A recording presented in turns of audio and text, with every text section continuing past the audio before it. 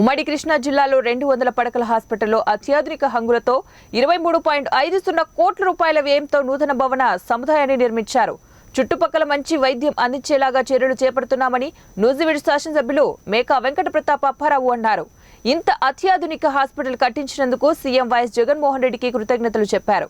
ఆరోగ్య శాఖ మంత్రి విడుదల రజనీ చేతుల మీదుగా 24వ తారీఖున ప్రారంభోత్సవం జరుగుతుందన్నారు. తర్వాత అన్ని విభాగాలకు సంబంధించిన స్పెషలిస్టులు, డాక్టర్లు అపాయింట్ చేయడం జరుగుతుందని ఈ ప్రాంత వాసులకు ఎంతో ఉపయోగకరంగా ఉంటుందన్నారు.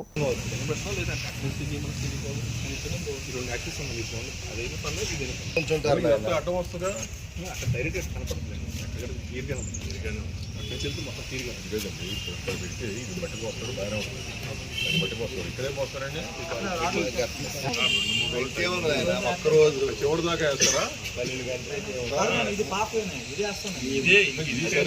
దాన్ని మట్టిపోస్తారు కదండి.